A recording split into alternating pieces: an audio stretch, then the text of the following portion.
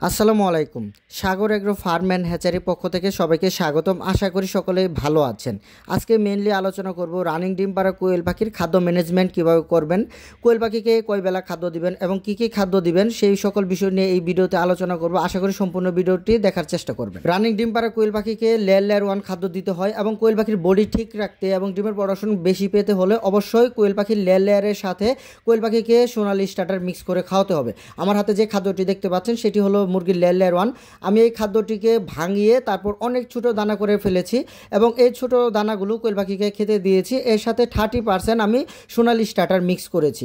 অনেকেই দেখা যায় যে মুরগির যে লেয়ার 1 খাদ্যটি পাওয়া যায় এই লেয়ারটি কোয়েল পাখিকে খেতে দেয়। এই লেয়ারের ভুট্টার দানাটা অনেক বড় বড় হয়, কোয়েল পাখি ভুট্টার দানাগুলো খেতে পারে না এবং সেই সাথে কোয়েল পাখির বডি ওয়েট কমে যায়, সেই জন্য কোয়েল পাখির ডিমের প্রোডাকশনও কমে যায়। অবশ্যই ভালো প্রোডাকশন পেতে হলে কোয়েল পাখিকে লেয়ার খাদ্যের সাথে সোনালি স্টার্টার খাদ্য মিক্স করে দিতে হবে। অনেকেই দেখা যায় যে ব্রয়লার খাদ্য দেয় সোনালি স্টার্টার না দিয়ে।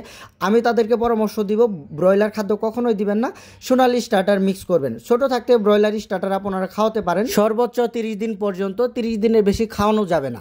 আমরা সর্বোচ্চ 20 থেকে 22 দিন পর্যন্ত এই ব্রয়লার স্টার্টার খাওয়াই, আবার মাঝে মাঝে সোনালি স্টার্টারও খাওয়াই। গ্রোথ বেশি পেতে হলে অবশ্যই ব্রয়লার স্টার্টার খাওয়াবেন 20 থেকে 25 দিন বা 1 মাস পর্যন্ত, এর বেশি কখনো ব্রয়লার স্টার্টার দিবেন না। অনেকেই হয়তো ডিম পাড়ার আগে পর্যন্ত ব্রয়লার স্টার্টার দেয়, সেটা কখনোই ঠিক না। আমরা সোনালি স্টার্টার দিই যাতে যেন কোয়েল পাখি লং টাইম পর্যন্ত ডিম পারে। আমি মূলত কোয়েল পাখিকে নারিশ কোম্পানির লেয়ার 1 খাদ্যটি খাওয়াই, কারণ কোয়েল পাখির জন্য এক্সট্রা নারিশ কোম্পানির লেয়ার 1 খাদ্যটি রয়েছে, যেটার মধ্যে ভুট্টার দানা অনেক ছোট ছোট। তাছাড়াও বিভিন্ন কোম্পানির লেয়ার 1 খাদ্য রয়েছে যেটা কোয়েল পাখির জন্য এক্সট্রাভাবে তৈরি করা হয়, যেখানে ভুট্টার দানা অনেক ছোট ছোট থাকে।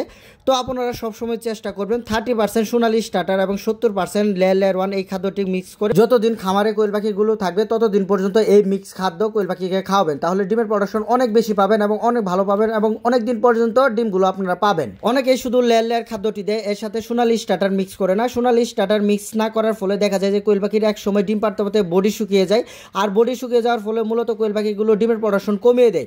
আপনারা চেষ্টা করবেন যে কোয়েল পাখির সঠিক নিয়মে খাদ্য তালিকাটি রয়েছে বা খাদ্য ম্যানেজমেন্ট রয়েছে, আপনারা সেই সঠিক নিয়মে খাদ্য ম্যানেজমেন্ট করার চেষ্টা করবেন। আর কোয়েল পাখিকে দিনে 3 থেকে 4 বার 5 বার খাদ্য দিতে পারেন, কোনো সমস্যা নেই। একটি জাপানি জাতের রানিং কোয়েল পাখিগুলো 22 থেকে 25 গ্রাম খাদ্য খায়, গরমের মধ্যে এই পাখিগুলো খুবই কম খাদ্য খায়, যেমন 22 গ্রাম সর্বোচ্চ খাদ্য খেতে পারে। কোয়েল পাখি পালন বিষয়ে যে কোনো ধরনের তথ্য লাগলে অবশ্যই আমার সাথে যোগাযোগ করবেন। ইনশাল্লাহ সকল ধরনের পরামর্শ এই চ্যানেলে দেওয়া হবে। আর আমার চ্যানেলে আপনারা যারা একদমই নতুন আছেন দয়া করে আমার চ্যানেলটি সাবস্ক্রাইব করবেন এবং আপনাদের যে কোনো ধরনের প্রশ্ন থাকলে অবশ্যই কমেন্ট বক্সে আপনাদের মূল্যবান কমেন্টগুলো করবেন। দেখুন আমাদের এখানে যে ডিমগুলো দেখতে পাচ্ছেন সম্পূর্ণ বীজ ডিম। আমরা প্রতিনিয়ত 3 থেকে 4 দিন পর পর বাচ্চা হ্যাচিং করে থাকি। আমাদের প্রতি মাসে ইনশাল্লাহ দেখা যায় যে 40 থেকে 60 হাজার কোয়েল পাখির জিরো বাচ্চা হ্যাচিং হয়। আর যাদের কোয়েল পাখির জিরো বাচ্চা বা বোর্ডিং কমপ্লিট বাচ্চা লাগবে অবশ্যই আমার সাথে স্ক্রিনে দেখানো নাম্বারে যোগাযোগ করবেন। ইনশাল্লাহ বাংলাদেশের 64 জেলায় এই বাচ্চাগুলো নিতে পারবেন। এখন যেহেতু বাচ্চার দাম একটু কম রয়েছে, যদি আরও লেট করে বাচ্চা নিতে চান তাহলে কোয়েল পাখির বাচ্চার দাম একটু বেশি দিয়ে নিতে হতে পারে। যারা একদমই নতুন আছেন, যারা জিরো কোয়েল পাখি পালন করতে পারবেন না, তাদের আমি পরামর্শ দিব ব্রুডিং কমপ্লিট পাখি নিতে পারেন। সামনে যেহেতু সিজন চলে আসতেছে, তো এখন বাচ্চা না নিলে দেখা যাবে অনেক বেশি দিয়ে আপনাদের বাচ্চা কিনতে হতে পারে এবং ভালো কোয়ালিটির বাচ্চাটি নাও পেতে পারেন। সকলে ভালো থাকবেন। আজকে এই পর্যন্তই। আসসালামু আলাইকুম।